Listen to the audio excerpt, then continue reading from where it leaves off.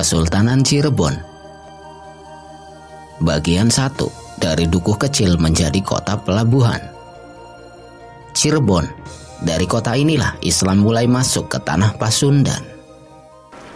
Pada kisaran akhir abad ke-15, kota pesisir utara ini telah menjadi pusat penyebaran agama Islam. Cirebon berawal dari sebuah pedukuhan kecil yang dibangun oleh Ki Gedeng Tapa. Dukuh kecil ini dihuni oleh penduduk dari berbagai suku, agama, serta adat istiadat yang berbeda. Karena itulah dukuh ini dikenal sebagai Caruban, yang artinya adalah campuran. Penduduk di dukuh Caruban tersebut memiliki keterampilan dalam produksi terasi. Sebagian besar di antara mereka memproduksi terasi, yang merupakan komoditas makanan populer pada masa tersebut.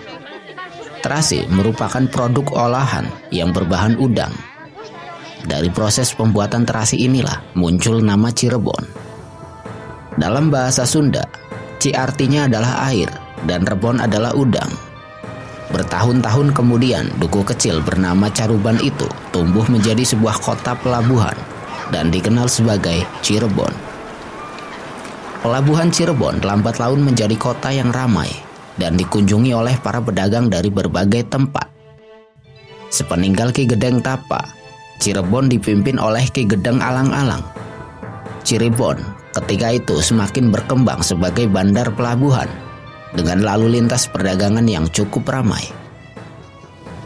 Masuknya Islam ke Cirebon melalui berbagai sumber. Salah satunya adalah kedatangan Laksamana Cheng Ho dari Cina, seorang muslim pada awal abad ke-15. Salah seorang kepercayaan Laksamana Cheng Ho, Tan Eng Hot, yang juga seorang muslim, kemudian membangun sebuah perkampungan Cina di Cirebon. Perkenalan Cirebon dengan Islam juga datang dari para pedagang Arab yang sudah turut berniaga di sepanjang pesisir utara Jawa. Pada masa-masa tersebut, Cirebon belum menjadi kesultanan dan masih bawahan dari kerajaan Pajajaran. Cirebon selanjutnya dipimpin oleh Pangeran Cakrabuana, putra tertua dari Raja Pajajaran.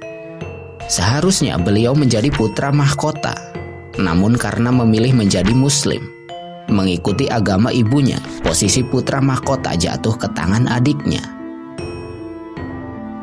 Pada masa ketika Cirebon dipimpin oleh Pangeran Cakrabuana, datanglah 3 orang dari Irak, Timur Tengah. 3 orang tersebut adalah Syarif Abdurrahman, Syarif Abdurrahim, dan Syarifah Baghdad. Mereka merupakan putra-putri dari Sultan Baghdad. Pangeran Cakrabuana kemudian meminta kepada Syarif Abdurrahman dan Syarif Abdurrahim untuk membantu penyebaran Islam di Cirebon. Pangeran Cakrabuana memberikan lahan kepada Syarif Abdurrahman untuk dijadikan sebagai tempat pendidikan agama Islam. Lahan tersebut sekarang dikenal sebagai Panjunan. Sedangkan Syarif Abdurrahim mendapatkan sebidang tanah yang sekarang dikenal sebagai Kejaksan.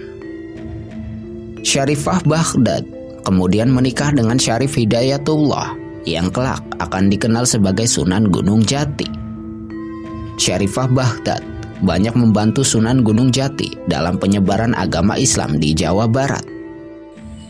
Syarif Abdurrahman membangun sebuah masjid di Panjunan yang menjadi pusat pertemuan dan musyawarah para wali penyebar agama Islam di Nusantara. Di Kajaksan, Syarif Abdurrahim juga mendirikan sebuah masjid yang arsitekturnya tidak jauh berbeda dengan masjid di Panjunan.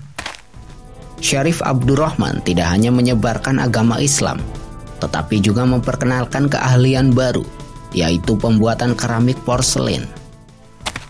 Pembuatan keramik porselen ini menciptakan kelompok sosial baru, yaitu tenaga pertukangan. Pada perkembangan selanjutnya, secara perlahan-lahan, Cirebon dihuni oleh mayoritas muslim.